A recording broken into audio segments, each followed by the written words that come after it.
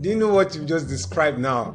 I'm just thinking about it. I'm like, yeah, that sounds that makes sense. That makes a lot of sense. But I feel like that to me seems like the go-to playbook of any dictator or any, like dictatorship, being a dictator.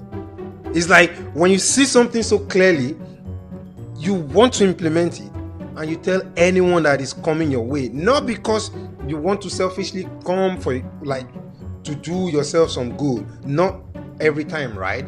But then you just see something that can benefit everyone, and you just be like, you're all gonna surrender to this plan. Oh, you are going to.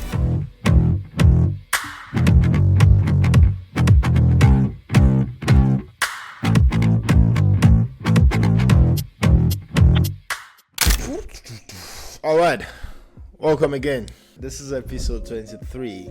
It's been a while since we recorded last, but we're happy to be back again and record this episode 23. It's going to be social commentary, some of the topics from the beginning of the new year, because this is our second recording this year. The last time we recorded was 5th of January, right?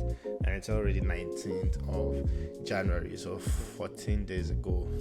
Almost 2 weeks, so happy to be back again. Now, let's get into the topic for the day. Today we have a few interesting topics. The first one happened, I think, from the late last year to like early this year. There was a scandal that rocked Fox Sports. So I think Fox Sports is the sports unit of Fox News, and there was a lawsuit by a woman. I cannot remember her name now, but we'll put it somewhere here. There was a lawsuit by a woman that in that lawsuit she wrote a lot of interesting things about the entire Fox Sports cast. So Skip Bayless, Emmanuel Acho, Joy Taylor, and some of the executives in the company. Now, there's so many interesting things, but the ones that specifically caught my attention were three things, and I would like to get your thoughts on them. Right? So the first one is this woman wrote that Skip Bayless offered her $1.5 million to have sex with her. And this just blew my mind away, because I'm thinking, wow. I think we posted a video that we made as well quickly, because it just begs the question, how did you arrive at $1.5 million? Why $1.5 million? I mean, okay, I'm rambling. What are your thoughts? That's insane, man. Like I don't get it. No, I wanted to say I do get it, but I don't get it. Well, I just wanted to open my mind a little bit here and be like, you know what? Sometimes you want what you want, and when you get to some certain position in life, or at least climb some sort of social hierarchy, I believe maybe things like this could happen to you, especially when you feel like you've gotten to a point where very few women should tell you no, if that makes sense.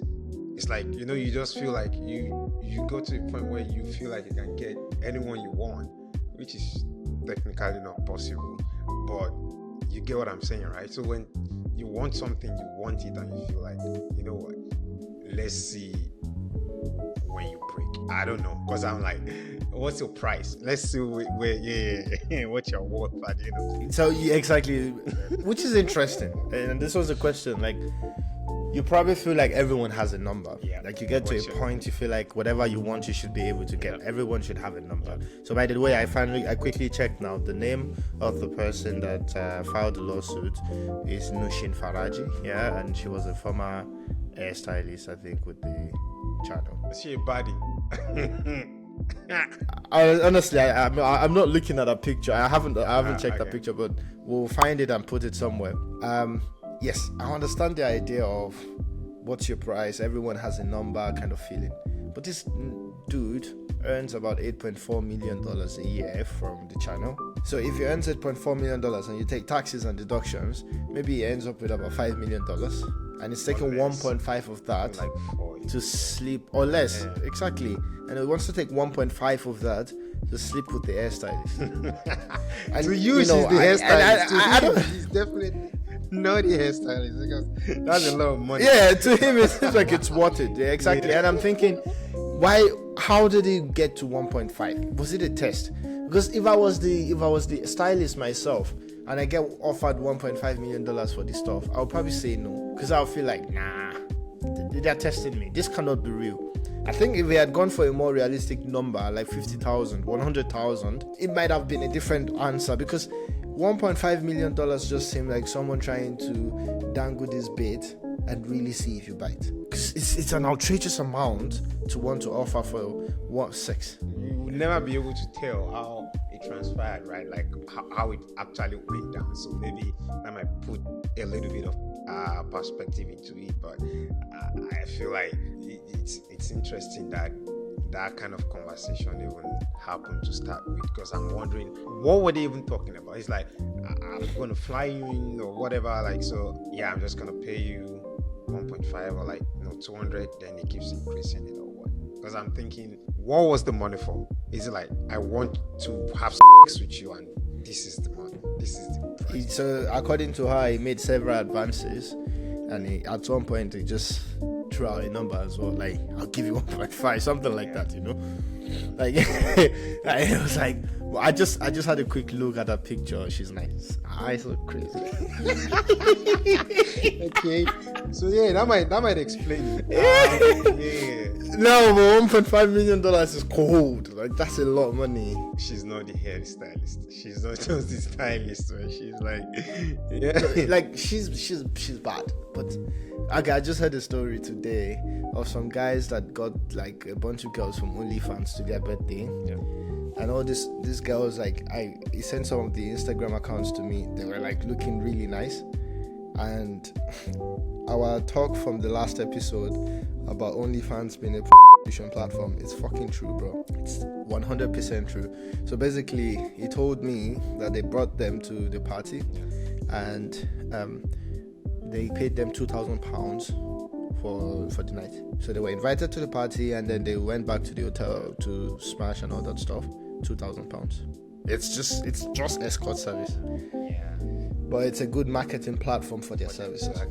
To legalize it. I think OnlyFans just went over like the government's law and rules and regulations to make prostitution legal. And the reason I say this is because it's £2,000 for an OnlyFans body. Do you know what I mean? Like, they put a lot of effort. It probably has the fillers on her lips. You know the lips that I'm talking about. She has everything going, and it's £2,000 for the night. So $1.5 million just feels, yeah, but we'll never know, as you said. Yeah. Now, that's the first thing. The second thing that caught my attention in the whole story was Joy Taylor. She's one of the anchors on Fox Sports. Joy Taylor, in that lawsuit, this lady wrote that Joy Taylor is sleeping with two people in the station, in the company. One is an executive, and the other one is Emmanuel Acho. It's one of the senior correspondents there as well. They actually do the show together as well. They're good friends. The next two things that caught my attention is around Joy Taylor, but the first one of those is that people started saying, well, she slept her way to the top, she set back women in sport by 1 billion years, X and X and X. What are your thoughts about this? That's just shit, man. I feel like, yeah, at the end of the day, things like this happens, right? Like, it happens a lot. And I mean, at the end of the day, people also do this kind of stuff, like even in workplaces, mostly in the workplaces also. So yeah, what is her argument again? That this is a setback for women because of what? So basically, people are smashing on her on the basis of her having setback women several years because she used what she had or has to get to the top of sports reporting. Yeah, because there's always this thing about women not having a foot in that door, and knowing that the one woman that you actually see up there and you look up to and you say she did it, now you found out that she was sleeping with an executive and another co-worker. Well, I mean, it still goes down to what I said earlier, right? Like, I think things happen, right? Even climbing the ladder or not climbing the corporate ladder, like, just things like this always happen, and you never be able to tell if she actually did that to get to where she is. But I feel like right now, yeah, our image is kind of like tainted, or like at least our reputation is in question because of that. But it's just because she got caught. She could have still been in that position without still doing that. I mean, I believe, yeah, there are a lot of like competent women, but for the kind of industry they are in, like, is it still like the Fox sport or like just Fox News? This is Fox Sports. Yeah, I can imagine that because this is a male dominated, like, industry, and yeah. I understand that, but it's also because they travel around. It's the allegations that you hear with CBS as well, and then you look at the CBS Champions League stuff with Kate Malik, or what's the name of her Malik? What's the name of her husband actually? Abdul. She's no longer Kate Abdul. I know as Abdul. No, she's no longer Kate Abdul. She's now Kate. Yeah, I forgot, but basically Thierry Henry or something like this. Like, although that's like a different thing, it's co-workers might become interested in each other, and now it's just So for me, when I heard it, I'm like, see, just stop this nonsense. You're putting too much stress on one woman. Do you know what I mean? She was doing her own thing, trying to move up in life as she would want to in her own way. That's her own journey. I understand that it's very difficult. People see people that look like them or people that have maybe experienced the same thing as them as a representation of their entire group, but I think it's too much pressure because this woman might simply be fine with sleeping with co-workers. That's the point. This is her own problem, right? So she slept with them, it's all good. If she slept with everyone in that office, I don't see the correlation, to be honest. Maybe 10 years ago, I would have said the same thing, like, oh, maybe this or that. But right now, I feel like at the end of the day, if you're not competent, you can't get nowhere, man. Like, it can push you to some certain level, but not to, like to the very top, because you still have to be competent. Exactly. So, yeah. Exactly. And a lot of people watched her before. They never thought, oh, this person is so unqualified that she must be doing something in the back end. And suddenly you hear that she has been sleeping with co-workers. You suddenly want to discredit everything she has done. Like all the value that she has brought to the table. And when I heard that, I was thinking, well, let's not even use that to crowd out the conversation that's important. She slept with co-workers. All that is fine. I don't care personally how she did it, how she got there. She's fine. I was sent a video on Instagram by a friend recently, and it was the Donald Trump's nomination for Secretary of Defense being grilled by the Senate or the House. I can't remember now. But the woman asked him some questions. For example, what are the main key negotiations that the Secretary of Defense would normally participate in? Can you list out the ASEAN countries, blah, blah, blah. Long story short, this man could not answer. And everyone was commenting like, so incompetent. But I looked at it and I thought, let's put yourself in the position of a president. When you want to hire someone to an important position like the Secretary of Defense, what's actually more important for a president is trust that this person would not fuck up my administration. Yeah. It's not the hard facts, competence and all that stuff. You want trust. And when you think about a job, you need hard facts. So basically, you need soft skills and hard skills. Hard skills are those technical details. But for a leadership position, the soft skills tend to be much more important than the hard skills because you have an entire army of people running around trying to get the facts and all that stuff for you. Yeah. What you need is someone that can direct those people to the right places, direct them to want to give more and put more effort into delivering the best. Yeah. And importantly, trust. Now you can say then, nepotism becomes a big question, but that's what it is. It's just what it is. That life is like that. It might be nepotism, it might be whatever. When you get to positions like that, you appreciate, you try to deliver. This woman, Joy Taylor, at least from what I've seen, has delivered in that position. Even if she slept her way to it, she still deserves to be there. It's not easy to sleep your way through it as well. Yeah. Anyways, I think we have similar alignment there. Now, the third point, which is the second one with regards to Joy Taylor. In the lawsuit, I think the woman mentioned that she told Joy Taylor that, oh, you're sleeping with this executive and Emmanuel. What if you get caught? And she said, according to this allegation, she allegedly said, well, if I get caught, I would just say the executive raped me. Allegedly. What are your thoughts? Wow. Yeah, I mean, I'm not surprised, to be honest. Yeah, allegedly she said that, but even if it's like confirmed that she said that, right, I feel like we are already seeing a lot of that, even though most of these things wouldn't necessarily be confirmed or anything, but yeah, you can already sense that this has been going on. I mean, I feel like, yeah, it's definitely not new. It's definitely not new. And this is just another case of, yeah, a few bad apples just messing the whole thing up for like the rest of the legitimate claims. Because I would argue that recently maybe more of these are happening than the real ones. And yeah, it's crazy to hear this, man. It's crazy. It's absolutely horrendous. And this is the one where I can say, yeah, one person could be a terrible representation for something, right? Because there are so many other legitimate claims to rape and all that stuff that should be taken more seriously. And then when you know that someone can weaponize it as a way to get out of situations that they put themselves in, that's a problem. What she allegedly did is true, then I would even say she that intent should be something prosecutable. That's the problem, because you can really, I get it, right? When you want to try to fix this sort of balance when it comes to situations like this, but there has to be some sort of protection or some sort of penalty for trying to use this system or trying to play some sort of games, right? Like, if there is, people argue that, yeah, if there's something like that, maybe people won't come forward as often. But then it doesn't then mean you should then weaponize it, like you said. So you just have to make sure that this is not something that you're messing with or toying with or playing games with, right? So I feel like, yeah, any woman will make such claims and get away with it 100%. Any woman in 2025. So there is no incentive for any woman to make sure she's telling the truth, which I get it. They want them to be able to come forward and say things when it happens and not have this. So,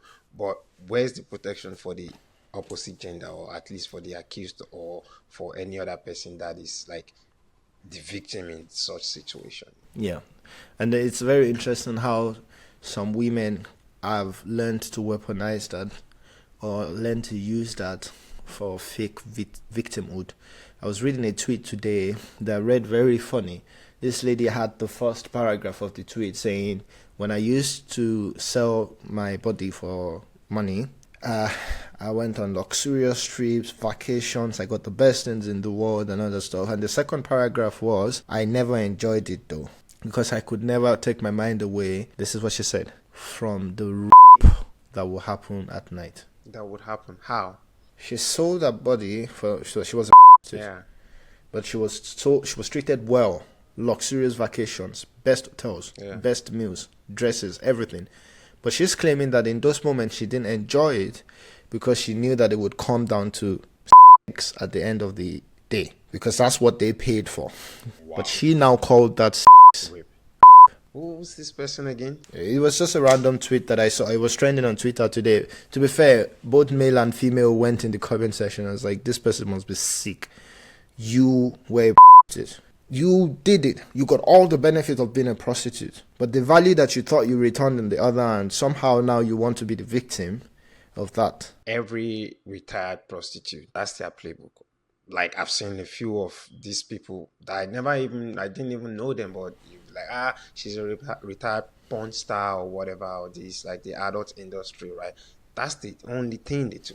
They come off and let you know, like, oh, back then it was this, now I'm a better person now, and they start saying all the negative things. Like, I get the situation of where you are being forced into. I'm talking about these people have like agents, managers, they have like a proper business model. It's not like they're doing it against their will or whatever. Exactly. It's not that you're a star in, I'm so sorry to use this country as an example, but you're not a star in Romania or whatever. You're in the US. So you don't have any reason to be a victim or something, but they still end up playing that game. Even this popular girl, like you say, she has a podcast now of her own, and it's like, I forgot her name. Mia is back. No, she actually went back to up as well. So I thought she retired, and she said, "Oh yeah, she retired." She I didn't want to do it, and then she became a sports anchor for a bit as well, and then she went back to OnlyFans and all that stuff. But is paying a lot. I saw someone posting like classroom kind of content on YouTube, right? And she posts the same content on up because the thumbnail of her videos, it's usually with like cleavage and all that stuff. But on YouTube, the same video that has a lot more views than the video down on is paying her about $1,000. YouTube, she gets like $190 or something with way more views. So people actually post whatever type of content on because the click per whatever rate on is much higher. So I guess she thought she could sneak in through OnlyFans, and it wasn't. She went back home. Also, you know when you like, nah, this is like low level shit, man. I'm not down for this, man. Yeah, she went back home. She went back home. Yeah, I mean, she can always make the claim now that she's choosing it by herself. Anyways, it's unfortunate that this could be weaponized, and I think that's the one thing that I would say about the whole Fox Sports topic, that if Joy Taylor did what she has been alleged of doing, it should be prosecutable. This for me are the three most interesting points from the entire lawsuit for me. Yeah. Now, before I go to the next topic, there's one topic that I actually just thought about now, and I'm like, you know what, I need to bring it up. There was this guy that drove in his car to a drive-thru without his pants on. Before. Yeah. Sir, you need to leave. Unacceptable. Unacceptable. But I forgot the drive-thru. I think it's some coffee shop, but it's a drive-thru. And then he drove there without his pants on in his car. It was in the video that I saw. It wasn't touching himself, but it was without the pants on. And as he was driving through, the lady at the drive-thru was already recording. The moment she saw him, he's like, "That's not cool. That's not cool. I'm calling the cops now." He drove off. A few hours later or a day later, we heard that he himself. What are your thoughts? To be honest, I didn't know anything of such was going on until I went to the comment section, right? When I started seeing like, oh, that was what happened. I just thought, like, what was she talking about? Because I didn't see any, like, I don't know the one you watched, but I didn't see anything. I just saw a dude in his car and this lady in the drive-thru recording him, right? I don't know why people do stuff like that. Yeah, it's pretty sad. That's just, I don't know how to feel. I just feel like... Let me give a bit of a direct bit to it. So, when he offed himself, some people went back to that same comment section to blame the lady for posting the video, saying you recorded it and then you posted the video. This company should be sued. This guy now sued himself. And some people still kept on saying, no, he made the choice to do that. And he also decided to chicken out in that sense. Yeah. By, okay, now I've been caught, whatever. And then he decided he couldn't handle the shame. And some people went, well, he's in his car. It's his property. If he wants to wank in his car, he can go ahead and do it. What the hell? Nah. Okay. Like, for sure. It's sad. To summarize how I feel, I would just say it's a sad situation. We don't know anything about the guy, but the lady did what she thought best at the point, because probably, they take it to court. We don't know who this guy's family or who he himself is. He might get away with it, but I think she just felt like, oh, the world needs to see stuff like this. So if you are planning on doing something of that nature, you can think twice. But then himself is like, yeah, I'm sorry, dude. Like, you shouldn't have done that. Like, but you shouldn't have also killed Okay, that's yourself. a choice he made, right? yeah. So these are the decisions. It's his choice. Exactly. I know it's not willing to face the consequences of those decisions. Yeah. That's how I saw it, and that's why for me today, even though it's extremely sad, it looks like a cool guy, to be honest, which is unfortunate. That why would like when you look at the guys, I don't know why anyone would do that. It should exactly, and I hope his soul will rest in peace. But at the same time, I don't think that lady is to blame or the company. I think everyone faces the consequences of their actions. And it's unfortunate that he tried, in this case, he decided that he would run away from it in the worst way possible. And now his family are just going to feel like it wasn't even that bad. Do you know what I mean? He could have said, I had a boxer on, or I had a very short shot. I just felt, whoa, what's going on? I'm being recorded. What did I do? And that's why I drove off. You know, and they could have said anything. He could have said, I had a very short shot. That Was he playing with himself, they say? no, it wasn't, but he didn't have his trousers on. When she recorded it, she was like, no, that's not cool. That's not cool. I'm going to call the cops. And then he just drove off. He actually ran away. He didn't order anything. There was another white guy that it happened to. They were telling him, that's not cool. I'll call the cops. The white guy looked at him and said, yeah, call the cops. I'm in my car. What the hell? Give me my stuff. Like, Maybe he also didn't know, and he was like quite embarrassed and felt like. and then what? When that happened, couldn't he then explain that, oh no, I was just rushing to get something? Like, Ooh, that's a lot. it of almost felt like they caught him in more stuff.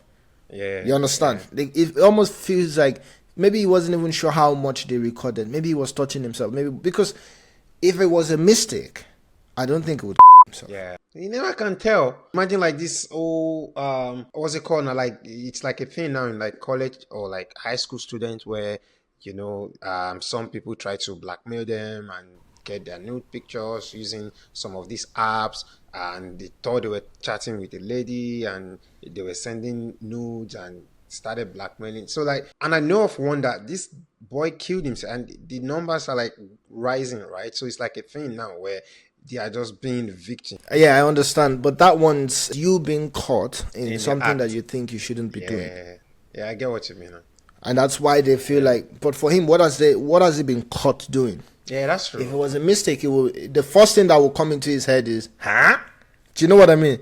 Like, madam, Hey, I would actually maybe defend myself by Yeah. saying, why would you put me out naked like that? what the hell? Well, It exactly. was something Do you understand? went wrong with my shot or something. Yeah. So, anyways, for me, as I said, it's a sad thing, and we hope his soul rest in peace. I just wanted to bring it up. I didn't want to make it a big topic for today. Yeah. Now, the next big topic for today is the California fire, and there are a few points that I thought was important to discuss here. 3 main points as well. But before we discuss the 3 main points, I have to say that, well, what's going on there, I don't know if it has stopped, but that's a very unfortunate sight to look at. And I feel very, very bad for the people that have been affected. I hope that people can recover and get back on their feet as soon as possible. Now, to the 3 points that I find very interesting to discuss. Point number 1. You see, when the California fire was going to happen, before it happened, early last year or mid last year or something, or was it even some insurance companies maybe this year started cancelling the insurance of some of the people living in some of those areas. Basically said, we cannot provide you insurance service anymore. And these people tried to get other insurances, but insurance companies just said, nah, we're not doing it. Now the government stepped in with something that wasn't a comprehensive insurance. I forgot the name now, fair something. But basically, insurance companies, they were able to pull out.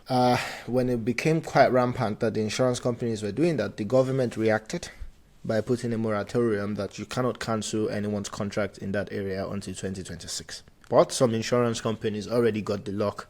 They moved fast enough to cancel. What are your thoughts? Yeah, I mean, I feel like it's a really, really sad situation. And yeah, I think it just summarizes America's definition of capitalism. I mean, I see this happening a lot in a lot of other industries and things. Yeah, this is not different at all, man. This is just the same. Like, it's all about the money. Every American and any human living in the United States is a product. They don't see you as a person. You are just another product. And that's really sad. And for them to pull out, yeah, it shows that they are not even in the business of trying to make it work, but to get as much money off you as possible, which is the saddest part. Because you could also do capitalism and think about the people and their well-being and their happiness and better life and everything. But sadly, I haven't seen a lot of places where that is by design what they want in the US. Yeah. And I think that's the biggest shout of it, because it just says, well, that's the insurance business. This is capitalism at its core. They calculated their risk. They saw that it wasn't profitable for them to remain in that area, and they got the opportunity to pull out, even though they have made money from the people living in those areas for years and years, basically just collecting insurance premium. And when it was close to the time where, Payout period. danger is actually imminent, they pulled out. So some people ask the question, well, why didn't they just increase the insurance premium? Right? Yeah. But the reason they couldn't do that was because there are also strict rules around increasing insurance premiums. You can, but you have to do it gradually, and this is what they do all over the world. And the reason I say this is because it's clear that the government are trying to put some rules and stuff, and incidences have to happen for government to realize that there's another loophole that the capitalist system is able to exploit, and then they have to fix that as well. So basically, when the cancellations were happening, they had to come up with the moratorium. But minus what the government could potentially do, which it seems they're trying their best somehow to create a balance, but minus that, at what point are companies supposed to be held accountable for more than just profitability or shareholder returns? Because the idea of insurance, someone put it in a good way that, well, you collect money from a large pool of people so that when the tiny or one little groups of people are in trouble, the collection from the large pool can support. Yeah. Right? Of course, the insurance system completely fails if every one of us will be in trouble at the same time. Yeah. But the idea is we pool to fund for the minorities that have issues at particular times.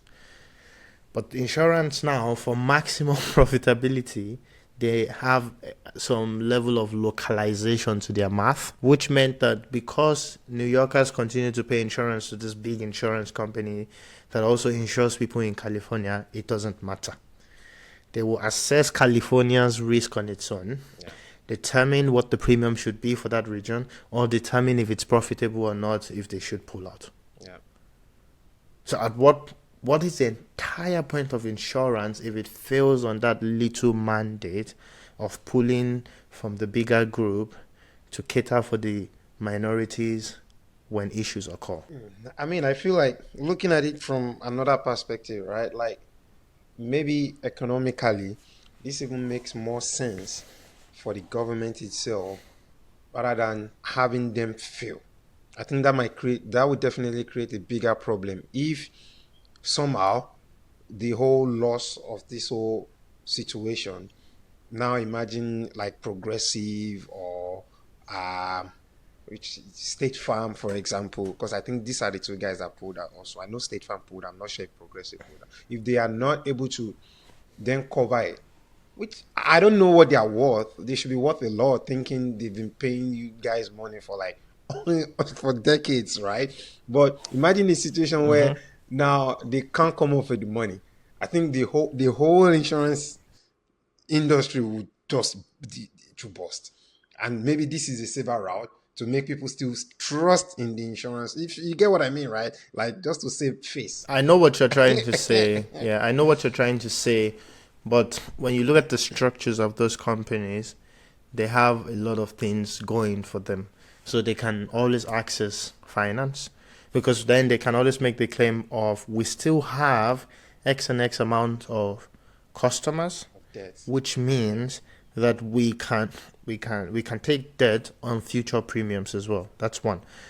And second thing is that they don't just take premium. They are one of the biggest investors in the world. Insurance companies take your premium and they make a treasury investment decision. How much should we keep to be able to respond to situations, and how much can we invest to make more and more? What they're simply doing here is they're simply just focusing on profit.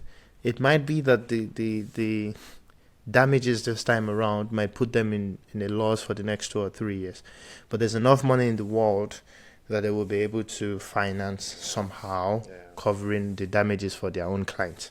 They are just not willing to go into any negative loss. So imagine in a year where we have damages, I was reading that damages have probably gone up to about $250 billion when you think about the businesses as well that has been affected. So in a year, and maybe out of this $250 billion, insurance might be covering about $150 billion.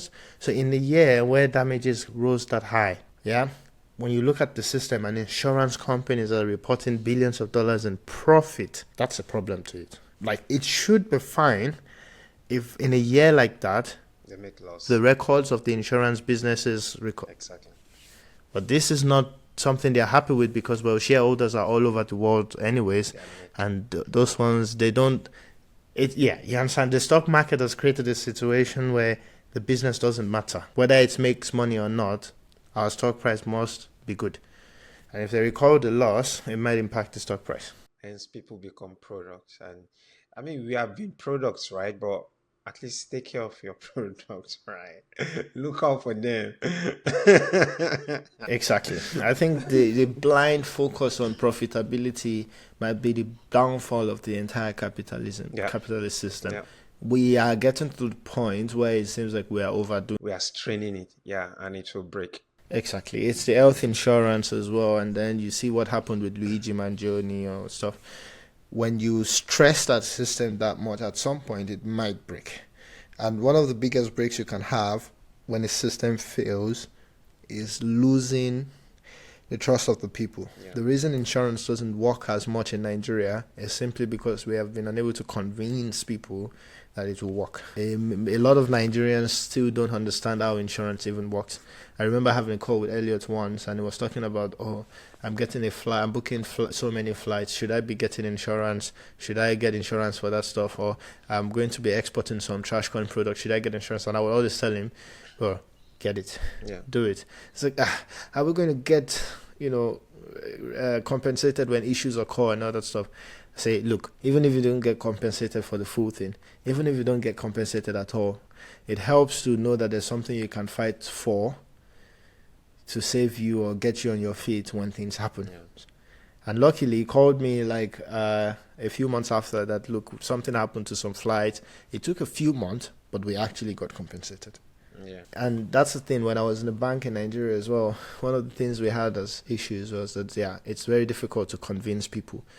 But a system like the Western world, where a lot of people have accepted it, and somehow the government has also created policies that you must be insured, if you're forcing people to do something that they no longer believe in, that kind of system failure can be extremely fatal to the whole system. That's also one of the interesting things that came off this whole TikTok ban, right? Like with Americans now joining this Xiao Shangun, or I don't know what the name is called, but Red Note app. Red Note. It's like now they are seeing that even in China, that the US government have somehow convinced Americans that they are better off, or they are better than, in terms of living conditions. I saw. Like they see that there are 1.5 billion people, and their health insurance system works. And that's, it's like people have confidence in this. Yeah. People believe in it, and it works for them. So, like, just buttressing your point about when you make people pay for what they already don't believe in, but they just have to do it, and things like this happen, there will be some point where it breaks. Yeah. And insurance companies as well, I know that I mentioned that for them to be able to cover certain damages, they might need financing and other stuff. The truth is that there are also insurance companies for insurance companies. They call them reinsurance. And these are the biggest companies in the world. I think for example, in Germany, the third largest company is Munich Reinsurance. So those insurance companies, I would imagine that they also have protection. Yeah. But I can understand that the actuarians from the reinsurance companies probably reached out and say, look, you are exposed there. Yeah. If you don't fix it, we are not covering that part. I think as a business as well, reinsurance will also try to protect themselves. That's the first point that I thought, well, interesting to discuss. The second one is around the fact that when the fire was happening, there was water shortage. And I heard that the reason for this water shortage was because the California government redirected water to the lakes or the ocean or something, whatever, for the fishes. And somehow they didn't have enough water for the firefighters to be able to undo that kind of disaster. What are your thoughts? I mean, I remember seeing one of Trump's first tenure, where he was talking about something like this. I don't know a lot about the whole situation, but yeah, I just feel like, I don't know. it's a tricky one because there have been like a lot of activists, I think, on the government, the state government's neck, also in California, where yeah, they were talking about protection of some particular species of fish that they are going extinct. So I feel like that was why they did that. But now, I mean, the Trump's video was very funny. I was talking about they want to protect some fish. They want to protect some. Look, he said the fish is important than humans' life and stuff. I mean, yeah, I don't know. I feel like there has to be a balance. Maybe California hasn't actually, they haven't done that. Like, they haven't found the balance, but I don't think it's wrong to also sort of protect like the aquatic life, right? Because I mean, we also have these SDG goals, right? Like this 2030 SDG goals, and 16 of them actually. So maybe that's what they were aiming for, but yeah, humans' life. But now everyone is just talking about, yeah, that sucks. We could have protected humans and everything, but maybe something else could have happened if they didn't protect the water also, like, yeah, or the aquatic life. Or, I don't know. It's, yeah. Anyway, the mermaids might get angry. So I understand what you're saying, and I agree with you that it's not as simple as just pointing the fingers to one group or one person or whatever. But for me, I want to ask a few questions that might help us to point the fingers. Yeah. Question number one is, for me, I mean, I have a master's in applied economics, right? And I specialize in agriculture. Part of the things that we specialized on is natural resource use, right? So natural resource economics, land use economics. And in this system, we would think about water usage as well. And then we would do some modeling to figure out how to best distribute water.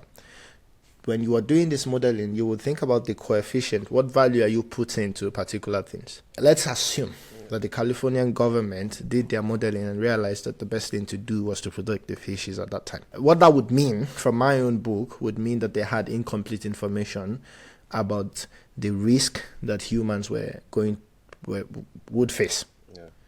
Right? Which means to me that how is it that insurance company, it begs the question, how is it that insurance companies had enough data and information to recognize danger and already start to cancel insurance? Yeah, so basically canceling insurance means we don't want you as a customer. Keep your premium. We don't want it.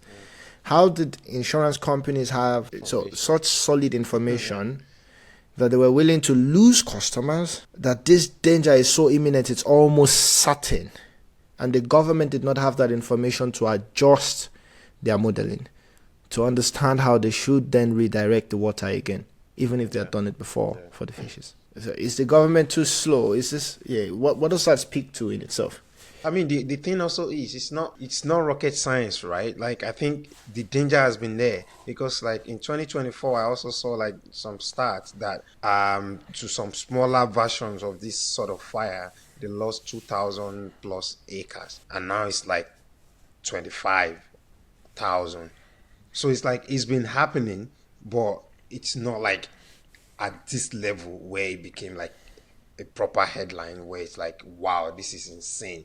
So any sensible insurance company would have looked into that and realized that this is going to happen someday and it will be massive, and they made plans. But I think they knew exactly. When they started cancelling in 2024.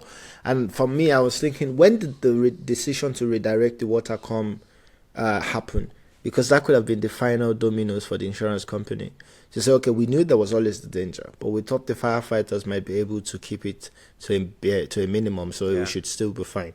And then, boom, firefighters might not have enough water when that happens. That's my conspiracy theory part. Because this bit that you just say right now, I remember now I'm thinking, like, I saw that news and I'm like, I don't want to accuse anyone, but then I feel like, okay, if you put 1 + 1 together, you might then start thinking, what is going on here? They cut off your budget and now D is like, but I'm not saying anything. Exactly. But who knows, man? Yeah, we hope the government. So for me, on this water shortage bit, I would say, well, government should be more careful when they make decisions, and they should be flexible as well, as flexible and as quick as private companies to realize when decisions need to be adjusted and all the stuff to respond quicker to particular dangerous situations. Because the baffling thing is that to everyone else, it felt like the fire was coming. There were already YouTubers talking about it, and somehow the government wasn't prepared enough. And we shouldn't blame the fishes. Yeah. Like, Yeah, the fishes deserve to live as well, but the government should have prepared something. yeah, I feel like one of the very, I'm not sure where this would lead, but I feel like it would definitely help if all these private companies, I believe they do have the right to, but upon request, I think, for them to share like their R&D, like data and information with the government. But I think maybe they need to do that much more often, because yeah, it's just insane for like these private companies to be having this sort of data and information, and the government sort of is in the dark. It's also like the Meta situation. Maybe they share the cost, or because I know it's not going to be easy.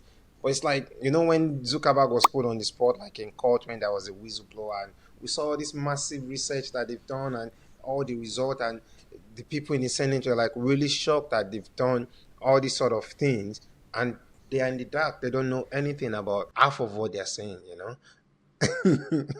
Yeah, that's because it's expensive.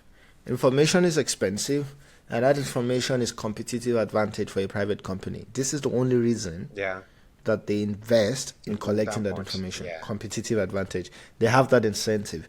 When they share it with the government and the government acts on it, it erodes the entire competitive advantage. So in a capitalist system, the government will have to be careful as to the transparency expected of private companies. Otherwise, there's no competition, and we should instead then practice something else. But there's a sort of rule in the health industry to that sort of protects that when it comes to like public research, like about human lives and stuff. But I think that's a different sort of situation where you have to share some information when you find it, unless it's like patent or whatever. Patenting is really difficult in the health industry also, but they still do it, I think. I mean, they have to, because once the drug goes out, they can backtest it.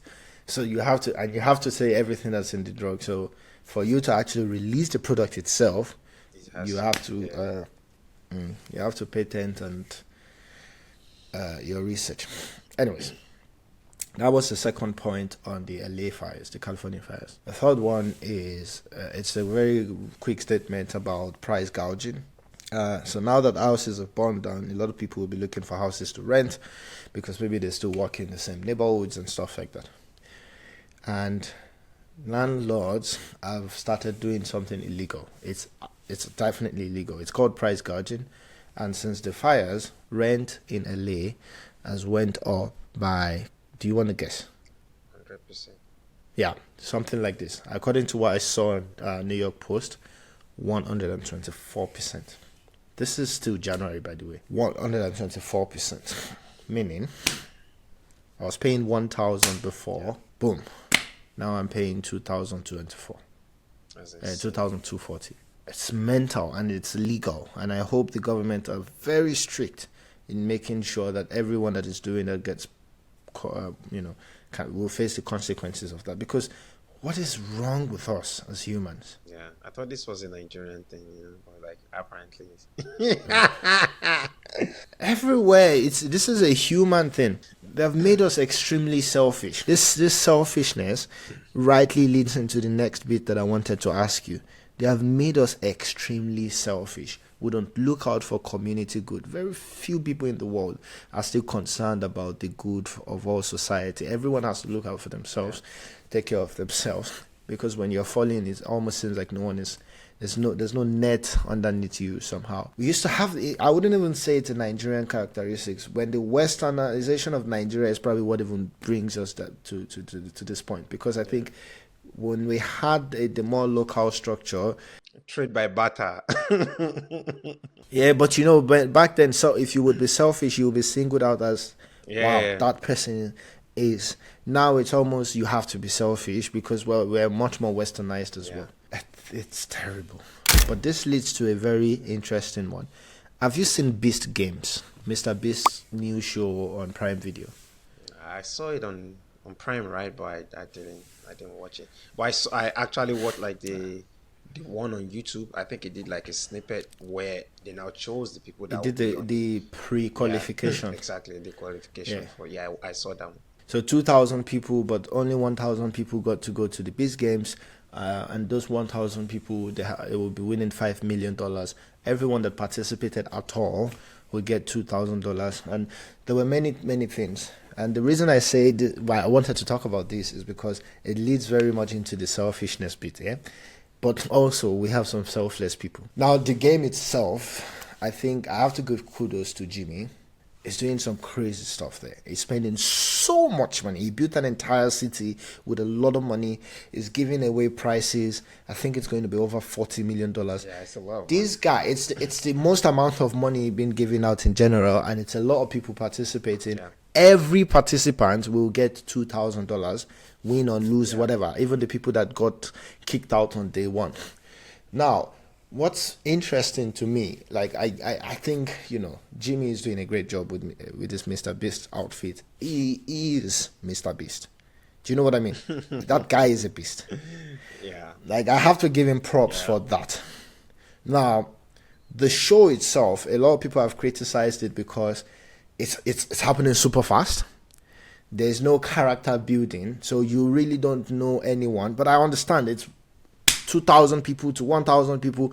How is he going to be able to build? Because he wants things that are short, easy to enjoy, 20 minutes, 30 minutes, move on. Given that that's his own style of video, I understand why everything is quite high level, right? So people criticized the fact that you cannot really understand the character. So because you don't connect to any character yet, people are not staying long enough, right? So you watch the first few episodes and you're like, well, you like the crazy things you're seeing, you like the production work, you like the editing, you like a lot of things, but you don't feel like, oh, I want that guy to win, or you don't feel connected to anything, so you can pull in and pull out as you wish.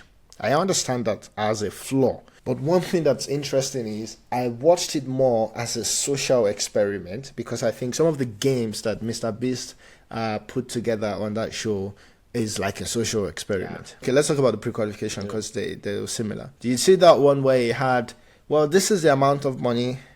You are in a big circle with a lot of people. If you're the first to jump down, you win the money. And that money was going up to $100,000 or $1 million or something. And at $10,000, no one jumped down. At $50,000, no one did. And I think at 100K, someone jumped, but before the clock started. So she jumped. For this offer to be so irresistible that someone would actually jump before the timer even started.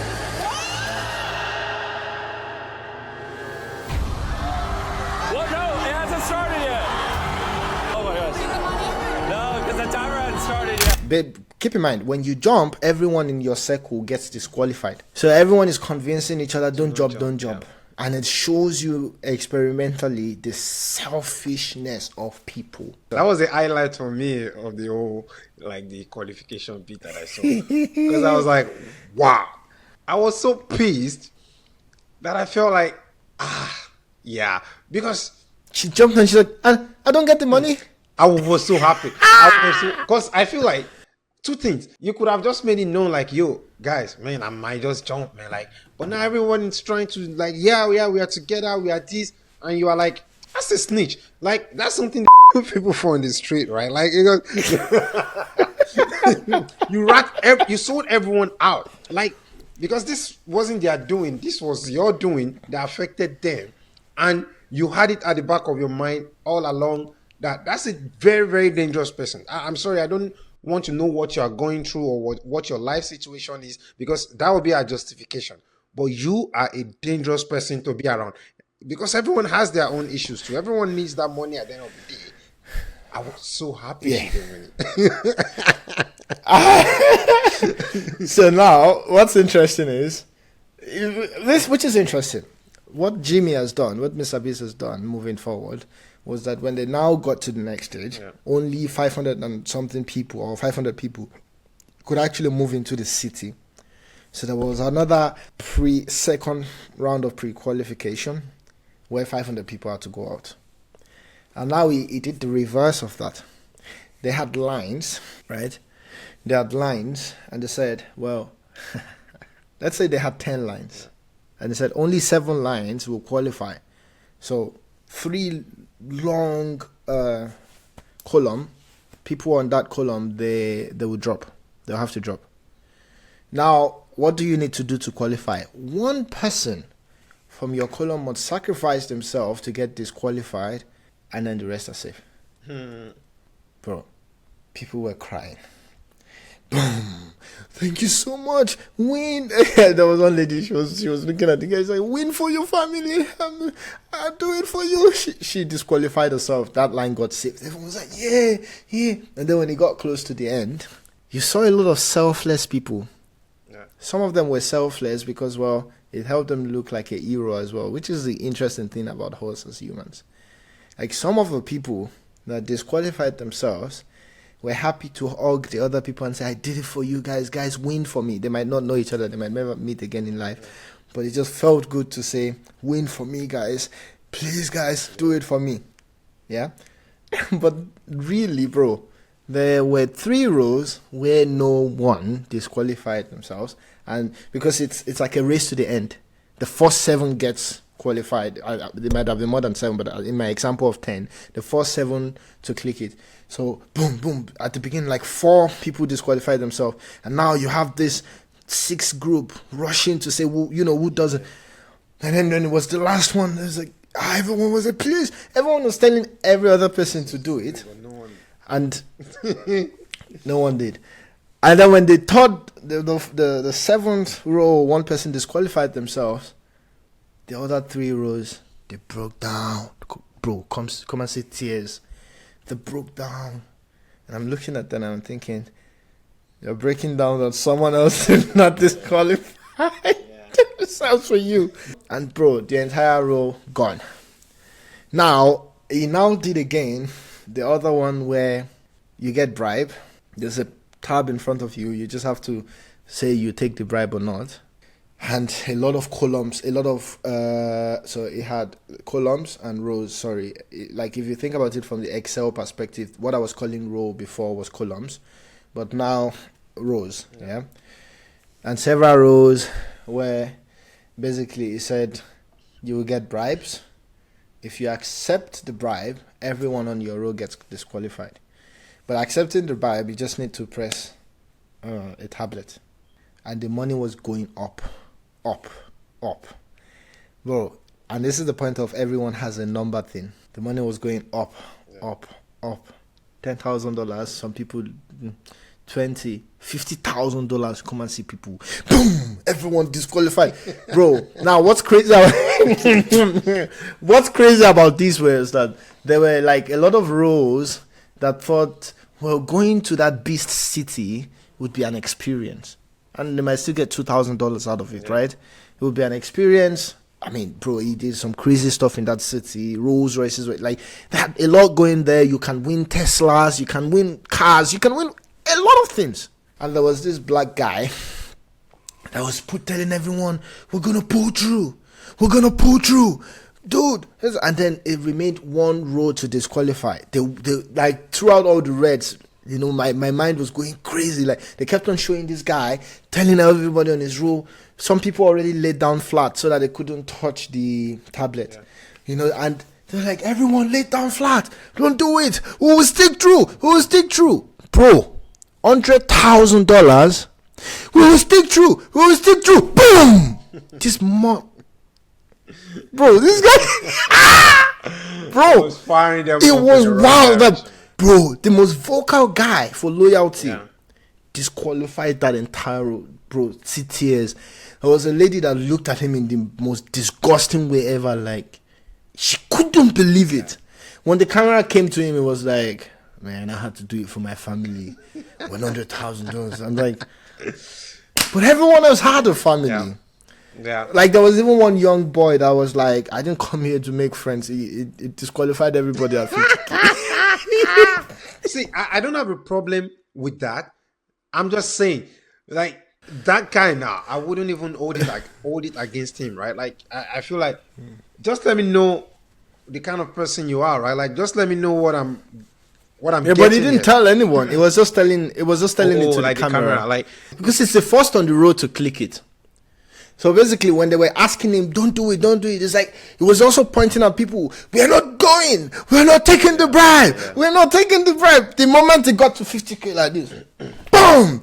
You know, because it's the first person to disqualify everyone is the only person that gets the money. Yeah.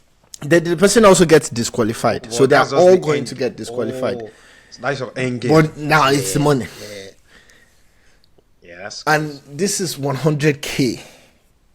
people are selfish, man. Like when it comes down to it, man, I also don't want to judge these people. It's just that as long as we are talking more than one person, and I say that like to mean that if it's not just you, don't expect anyone else to put your best interest at heart. It's dumb to believe that. It's not possible. It's not a realistic thing. I'm not saying you should rat everyone, like, you know, to snitch on everyone or whatever, but when you get those sort of things done to you, it should be part of your expectation. No, you're right. Look, you know, I don't want to call myself an expert fully, but I'm actually a game theory professional, right? So the economics, game theory now, interaction between individuals and companies or whatever.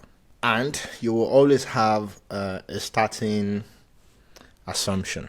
And the assumption is that you as a human or as a person, as an entity, will be profit maximizing. So you look out for yourself. In sense of companies, it will be profit maximizing, but in sense of you as a person, you will do what's best for you.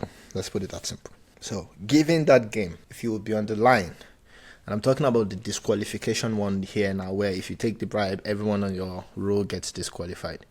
How would you have played it? I mean, for sure, I feel like I would have never gone for the money. I think at this point of my life, I think, yeah, it's much more important to me to be able to sleep well at night.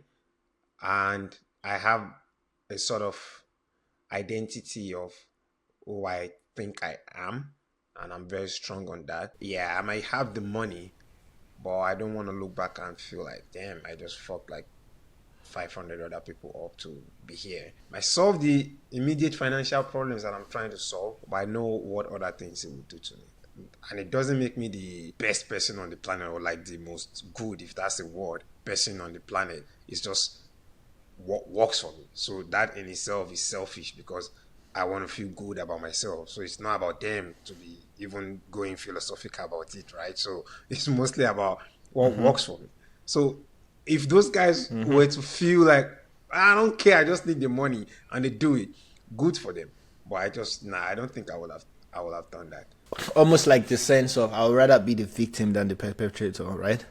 Like in general, like some of us are wired in the sense of I would prefer to be the victim and feel good and say they did that to me than I did it to them. Yeah, sort of. But not just even the victim part. Like, yeah, I'm not looking at the victim part, but like I'm saying it with more, you would rather, because you don't want to be the perpetrator. But let's say, do you think there's an anything else that you could do in that game to still ensure that you had a better chance of moving forward? Nah, I don't think so. Because I would have said like, I would have applaud or like try to, to please, or what's it called now? What's the word now? To like sort of beg people, but not beg in that sense, but to just, talk to people and be like, yo, let's not do it or whatever. But that never really works, right? Because this was what everyone was saying. Exactly. Yeah. So it's just a waste of my time. I'll just wait and see whatever happens. I think that's what makes the Beast game extremely wild. When I was watching it, I kept on trying to apply my game theory art and say, what would you do? What's your best option here? What's your best option here? There were so many instances where it was sheer luck. Yeah, so Mr. Beast has created this thing where, bro, you it's either you're lucky or you're not, and then you're left with $2,000. But that particular game of disqualification, it's either you're lucky or not. But that particular one, I thought, well, the only thing is to think in incentives. So is there a way for me to create an incentive structure or incentive that deters them from wanting to take the maximum bribe that Jimmy was willing to offer? I think was willing to offer $1 million max. Do I have anything that I can think of as an incentive that deters them? And immediately, I thought about 1, a carrot, and 2, a stick. The carrot was more on the angle of, what if I tell them that, guys, how many are we on this row? We are 100. Yeah. If 500 people goes there, that means there's a 1 in 5 chance that we get the $5 million. Right? What they have there is 100K, right? What they have where? What they're offering is 100K. Yeah. And the bribe at the time, or 50K or whatever. If we don't go above 100K, guys, there's a 1 in 5 chance that we win, and there are other prices when we get there. Why don't we all, I will go back on YouTube, I will find everyone, make sure that whoever wins, all the winnings between us, we pull together and share equally if we get through this last stage. Yeah, people will just be like, oh, Benny, you're talking story, Jerry. Yeah, unless, and then I thought, well, you can try to put that, but then you are then still faced with the problem of implementation. How do you make sure that everyone sticks to that message? And then I thought the stick would be, I'm a black guy. Yeah. I am a little bit fit. You can look at them, talk in the most thuggish way possible and say, if you press this, you are I promise you, we're going to get out of here. I will find you. And let's see if it works. I mean, it's the game. The game is the game. Yeah. I'm going to talk in the most street way possible and be like, I promise you, if you take that bribe, I don't care if it's $50 million, I'm going to that city. If I don't go there, you are look, watch your back. Do you know what you just described now? I'm just thinking about it. I'm like, yeah, that sounds, that makes sense. That makes a lot of sense. But I feel like that to me seems like the go-to playbook of any dictator or like dictatorship, being a dictator. It's like when you see something so clearly, you want to implement it and you tell anyone that is coming your way, not because you want to selfishly come for like to do yourself some good, not every time, right? But then you just see something that can benefit everyone, and you just be like, you're all gonna surrender to this plan. Oh, you are going to be yeah. I feel like exactly something like that. Works. And I just need to get the act right. And implementation wise, it would only be one person, right? The other one, the carrot, would be so difficult to implement because we have to now commit everything we all gain through the games. We have to commit it to a split, and difficult to implement. We are 100 on the queue, but they were much lesser on the queue. So let's say there were 10, and then they just say, well, we have now a 1 in 10 chance to win, which is still a good chance if we stay together as a group. And 10 of us, $5 million, that's $500K each. It's above the 100K that is offering at the moment. We have a good chance, and there are other winnings that we might be able to win when we go to the big city. But still, 10 people might be difficult to coordinate. But if it's a threat for the one person that takes the bribe, that's not too difficult to implement. And now you have to just say, is my life worth 100K? This is the incentive. Yeah. But they have to believe you first. The guy that actually took the 100K could have been the guy on that roll to make that type of threat. Yeah. The guy did this math and he thought, we're still going to be 500 in there. I will have a 1 in 500 chance, maybe even slimmer, once we still continue to do this game of luck. How do you even make someone commit to when he wins, he's going to give everyone? Because there has to then be like, yeah. That's the difficulty in implementation, because it's not a repeated game. The reason we could potentially do something like that in the real world is that many interactions are repeated. So you can always say, well, if you break the interaction now, you know that then the next time there's an issue. But this is not a repeated interaction. Yeah. And when I thought about it, the stick was the strongest thing that kept just head in my head as that's the way I win the game. I'm curious as to what our people in the comment section would think. Are there other ways that we could have played that? But anyways, the Beast Games is interesting. It's on Prime Video, guys. Check it out. It's crazy. And I think wow, they're spending a lot of money in putting that together, and it's looking fire, man. Now, the last topic today, and before we round up, is the TikTok ban. TikTok was banned this morning. We're shooting on the 19th of January, so TikTok was actually banned this morning, and it was back up again because the president that hasn't been sworn in yet started working months ago since the won the election, and he somehow managed to tell the TikTok management that they can stay active because he promises them that they will find a solution. What are your thoughts? Bro, I don't know what to believe anymore, man. I'm just like watching everything unfold. I don't know. I feel like I might be leaning towards what the Biden's administration said, the statement they released about this just being a stunt. Because they said, yeah, like no one is going to come for you if you don't shut it down. That we already told you are fine, sort of. But somehow TikTok still felt like they needed to do that. And immediately, I already felt like this is not going to last long. But I was thinking probably maybe midweek, like on Tuesday, Wednesday. Weeks. Yeah, something might happen when Trump finally resumes office, right? But it was almost instantaneous. It was like, yeah, it's now you can use it. And for me, I told you, like, the message for me was it's the funniest thing ever. Like, it's like they're telling us to go hail almighty Trump for it is the reason why you are now back on TikTok. Yeah, I can look up the message now. They just see something so funny like that. Like, dude, I don't care, man. But yeah, it's funny that Donald was also the one that started the idea of let's ban TikTok. And somehow he created the problem, and now he has solved it a little bit. But I heard that it's also coming with selling a huge portion of the company to an American. Yeah. What do you think about that in general? And who do you think is most probable to buy TikTok? I mean, I think it would be insane if Elon makes any move. And that would just then mean that Biden, like, they already see this problem coming of this oligarchy thing that it mentioned. I mean, we are all seeing it, right? But this would be just too in our face, I think. It already exists. Yeah. I mean, like... But I think... Yeah. Elon said he's not interested, though. Yeah. So, like, this guy on Shark Tank thing, I think he also made an offer of, like... Is it Kevin O'Leary? Kevin O'Leary, yeah. $20 billion. Yeah, Kevin O'Leary. So that's what he offered.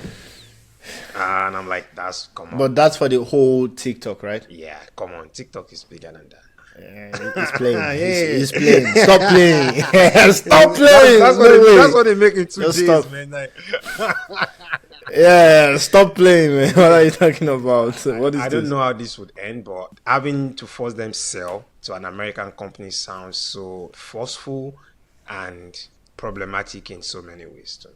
Yeah, because it's like, well, this idea of the world being a global village and the impact of the leadership in the country, in your origin country, on your businesses outside your country, it seems quite heavy, right? Because when push comes to shove, logic doesn't matter anymore. Fairness doesn't matter anymore.